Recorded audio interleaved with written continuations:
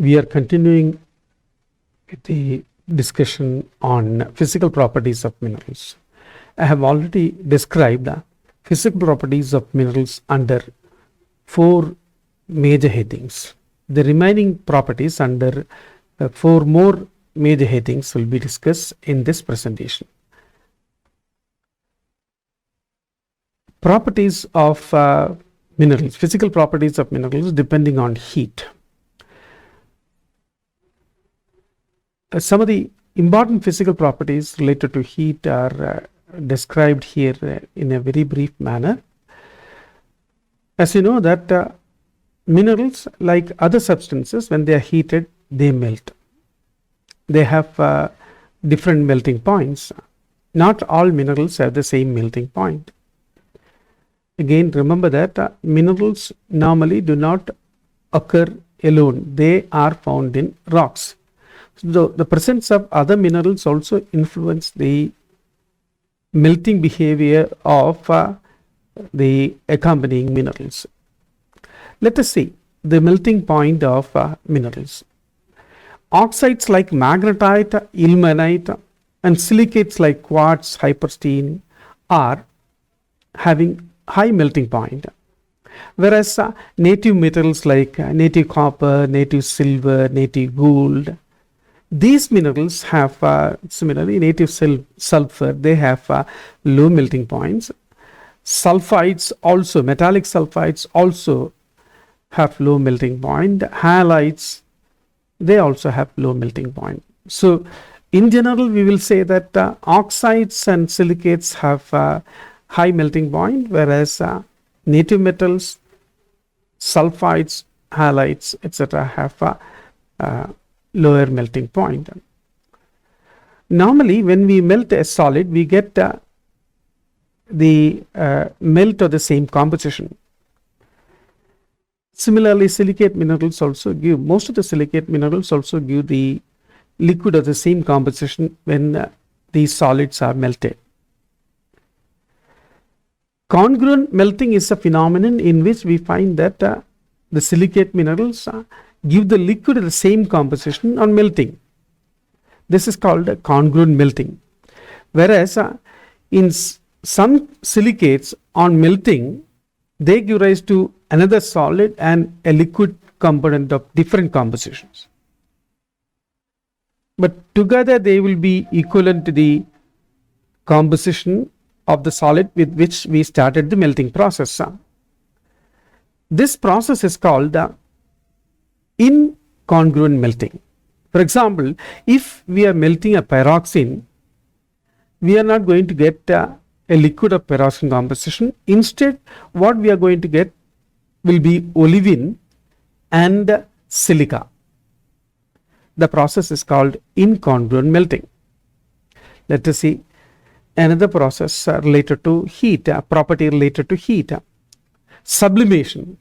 Sublimation, as you know, it's a phenomenon in which substances, when they are heated, solids become gas without undergoing through the liquid state.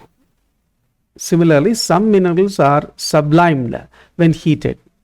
Minerals like native mercury, cinnabar, which is a sulfide of mercury, and graphite, native carbon, they show this property. Thermal decomposition is another physical property depending on heat. Some minerals decompose on heating to give two solids or a solid and a gas. For example, magnesite is magnesium carbonate, a mineral magnesium carbonate. When heated at appropriate temperature, gives MgO, periclase, and carbon dioxide. This is a thermal decomposition. Similar is the case with dolomite. Thermal dissociation is still another process where we find that minerals dissociate on heating. These minerals lose their water of hydration. For example, gypsum is a CaSO4 2H2O. When it is heated, it loses its water and it becomes CaSO4. That is another mineral, anhydrite. Zeolites. These zeolites also, when heated, they lose their water of hydration. So these are the properties which depend on heat. You go for the next one, that is properties which are depending on electricity and magnetism. As you know that the minerals are mostly insulators. They don't conduct electricity as such. There are exceptions. Of course, you know that native metals, graphite, these are exceptions. They are good conductors. Of course, this property is not used in mineral identifications. As we know that electrical properties depend on the flow of electrons or their concentration in specific areas of a crystal. Based on this, two special properties are seen in certain minerals. One is called piezoelectricity and the other one is called pyroelectricity. These two have a lot of industrial applications. Piezoelectricity. A piezo in Greek means squeeze or press. When certain minerals are pressed or some pressure is exerted on crystals, you find that an electrical charge is developed on the surface at the ends of the crystal axis. This is shown only by minerals crystallizing in classes that lack center of symmetry, that is hemimorphic classes only, they show this property. There are such 21 classes in the crystal kingdom. Quartz is the best example for this. Tourmaline is another example. There are other minerals also showing this property. For example, berlinite is another mineral. Topaz is still another mineral that shows this piezoelectricity. Piezoelectricity has a lot of industrial applications. It is used in mechanical engineering, automotive engineering. It is used in the construction of pressure gauges and sonar equipments. In piezoelectricity is used in that property is used in such equipment. We have pyroelectricity. Pyroelectricity is the simultaneous development of positive and negative charges of electricity at the opposite ends of a crystal axis. When that mineral is heated, that is under proper conditions of temperature change, pyroelectricity is formed. This is shown by mineral. Best example is tourmaline.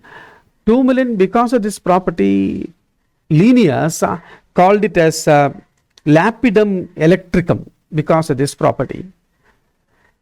Pyro, as you know, that it is a Greek word which means heat or fire.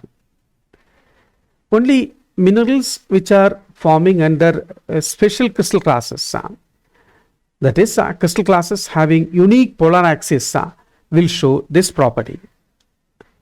Such 10 crystal classes are there in the crystal kingdom. As already told, tourmaline is the best example for this. Quartz is another mineral. Sphalerite is still another mineral. Natrolite is a mineral showing pyroelectricity. So pyroelectricity and piezoelectricity, these are two important special properties depending on electricity in minerals. Magnetism. Minerals in their natural state that are attracted towards an iron magnet are said to be magnetic. We all know what is magnetism. Only a very few minerals show this property. Based on magnetism, minerals can be broadly divided into three types. They are called ferromagnetic, paramagnetic and diamagnetic. Minerals which are strongly attracted towards magnet are called ferromagnetic. Only a few minerals show this property. They are magnetite, titanomagnetite, and pyrrhotite. You will see the images of these minerals. This is magnetite, iron oxide. Then titanomagnetite means that magnetite contains plenty of titanium element. The third one is pyrrhotite. Pyrrhotite is iron sulfide.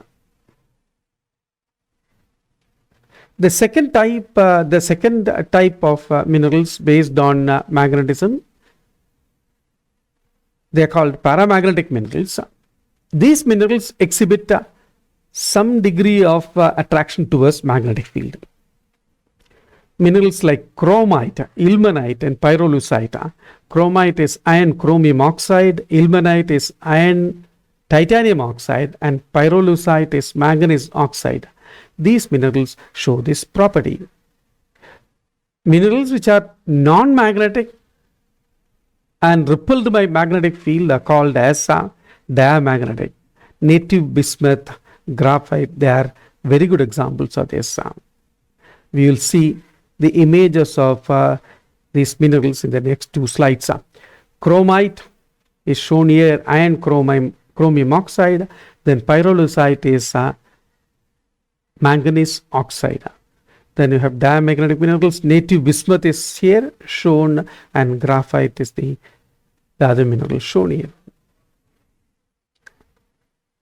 Magnetism as such has several applications. These applications include mineral identification.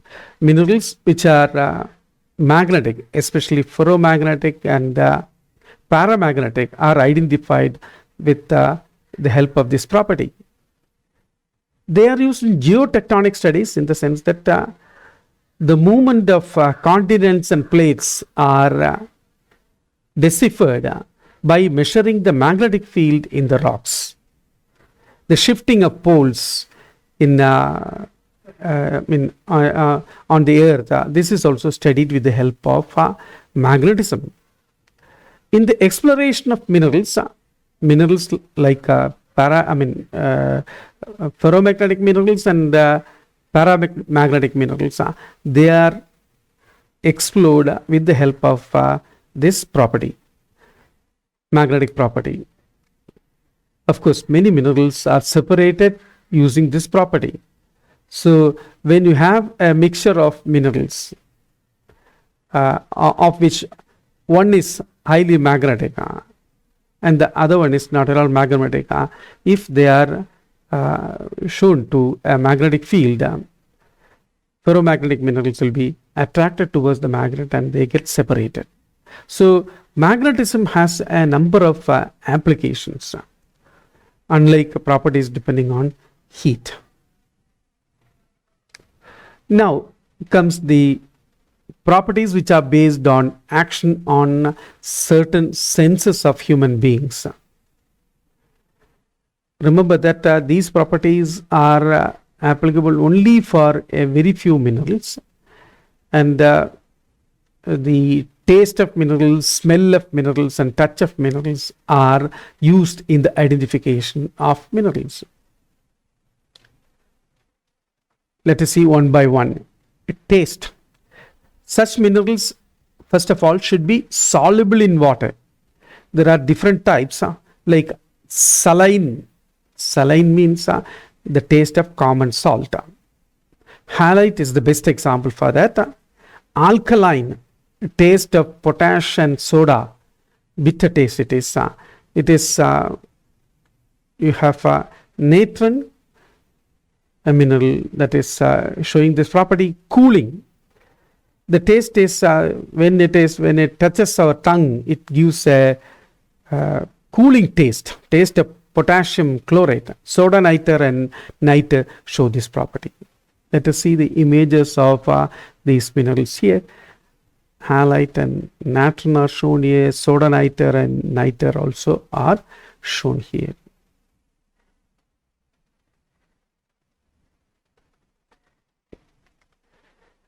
Astringent is another property. It is the taste of green vitriol. Sylvite, potassium chloride shows this property. Here you have sylvite, image of sylvite shown here. Bitter taste of Epsom salt, that is mirabilite. Mirabilite shows this. Magnesium mirabilite shows this property. It is sodium sulfate. Mirabilite is sodium sulfate. It shows this property. Well, the smell cannot help in the identification of minerals. A few minerals show this property. When these minerals are struck or rubbed or breathed upon or heated, they give certain odor or certain smell. They are seen, described in the following headings. Alliaceous, smell of garlic. This is shown by arsenic minerals. When they are heated, you get this smell. Orpiment and realgar, both arsenic sulfides, they show this property. Sulfurous smell.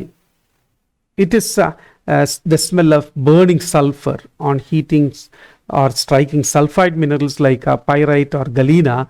We get the smell. Fetid, that is smell of rotten eggs on heating, rubbing some types of quartz or limestone. Argillaceous means it is a smell of clay when breathed upon. Kaolin, clay minerals show this. Then graphite is another mineral which show this property. You have representative minerals here: realgar, arsenic sulfide, pyrite, iron sulfide, and graphite are shown in these images. Continuing with the same thing, we have when we handle minerals, when we touch the mineral, or we develop some feelings. Some minerals are smooth, greasy, or harsh, or rough. So with that, we will be able to identify minerals. Rough, on handling minerals, certain minerals appear rough. That is native copper and native silver. Because of the Hackley fracture, they are rough. Smooth and slippery, that is talc. Talc have a smooth or soapy feel when we handle it. Cold, graphite and native metals, because they are good conductor of electricity, they show this property. The last one is the special property called radioactivity. As we have studied in our school classes about radioactivity, radioactivity is the spontaneous disintegration of certain unstable isotopes to give rise to stable isotopes with the emission of alpha, beta, and gamma radiations. So certain minerals show this property. Why they show these properties? Because some of the minerals contain radioactive isotopes, unstable isotopes like uranium, thorium, radon, radium, potassium, strontium, and others. When they are present as essential elements or as impurities, show radioactivity. So here also we will say that some of them are strongly radioactive, because uraninite, thorionite, and autunite are strongly radioactive as they contain uranium or thorium as an essential element in their composition. Certain minerals are moderately radioactive because they contain good amount of radioactive impurities, like uranium, thorium isotopes are present as impurities. Best examples are pyrochlore, monazite, and samarskite. The third category is weakly radioactive minerals. Here you find that potassium minerals like muscovite, microcline, and sylvite, they are weakly radioactive as they contain the unstable K40 as the impurity. So minerals which possess radioactive elements as an essential element in their composition, or as impurities in other minerals, show this property. Radioactivity, as you know, that it is measured using scintillometers or Geiger counters or Geiger Muller counters. So the images of these instruments are shown in the next slide. This is a scintillometer, a simple instrument which records the radioactivity in minerals. This is a GM counter, that is a Geiger-Muller counter, that also helps in measuring the radioactivity in minerals. What is the use of this radioactivity? As you know that of course in mineral studies, how they are, it has a lot of other applications also, like nuclear energy is produced from radioactive minerals. But here we are concentrating on the physical property alone.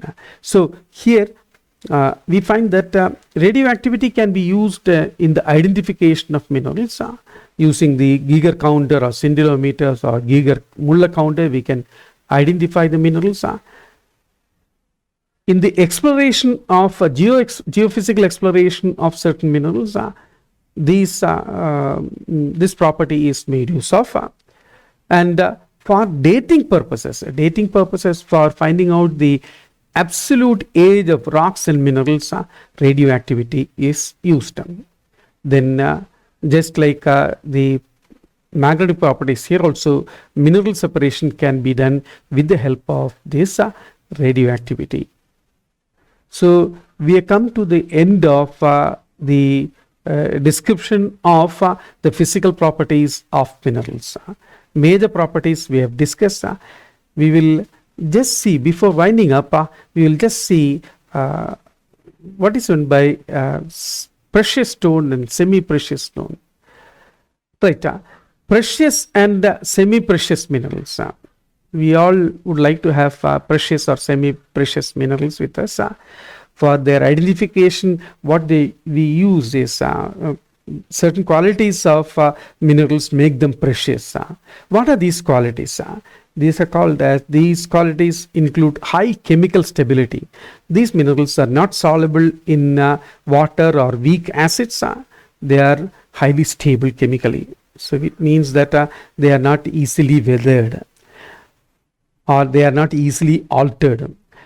These minerals have attractive color, and they have very high clarity because of the absence of impurities.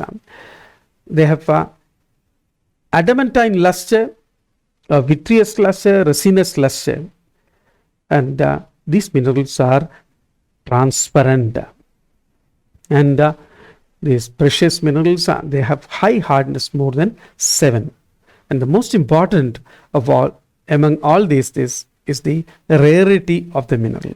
When all these properties are present in certain minerals, they become precious minerals or precious stones. The gemologists, they go for the 4 C's of gemstone. 4 C's: color, clarity, cut, and carat. The color, as you know, that attractive color, it should have clarity. As far as possible, it should be very clear, and how it can be cut to give maximum number of faces. That is another thing that they look for. And carat, what is the weight of that? Because they are weighed in carats. Some of the examples here, they have shown Navaratnas. Here, emerald, diamond, pearl, yellow sapphire, ruby, coral, cat's eye, blue sapphire. These are all precious stones. You might have, you may notice that pearl and coral are organic. In the newest definition, these are also included under the category of minerals.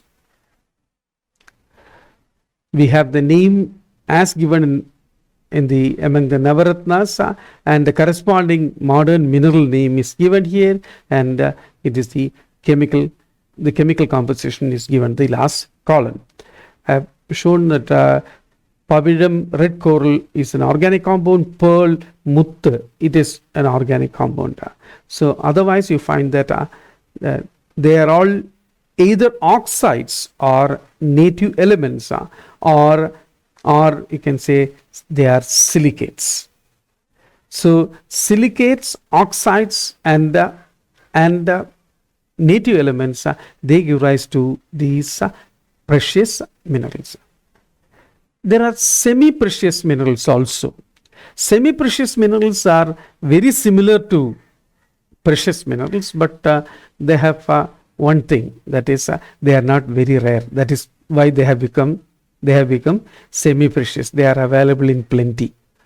High chemical stability, attractive color and clarity, subadamantine luster or vitreous or resinous luster, translucency instead of transparency. So it is translucent, and high hardness, more than 6. These are properties that they should possess for being treated as semi-precious stones. Moonstone is one example. Variety of orthoclase, amethyst, a variety of quartz, garnet is still another mineral which is a semi-precious stone. Some semi-precious stones are shown here. Garnet is shown here. Then you have opal shown here. So a number of these minerals are. Amethyst is here. So these minerals, semi-precious minerals, are not so costly. You can get it easily from the market. Now, based on the physical properties that we discussed so far, can we make some generalizations? Generalizations in the sense that can we generalize the physical properties based on the chemical composition of the minerals? I will summarize these physical properties applicable for different chemical groups. Silicate minerals, in general, they have low specific gravity, they are allochromatic, they have white or colorless streak, they possess non-metallic luster, are translucent, and have hardness more than 5, high melting point, and they are insoluble in water. This is applicable for most of the silicates. Remember that these are the general properties.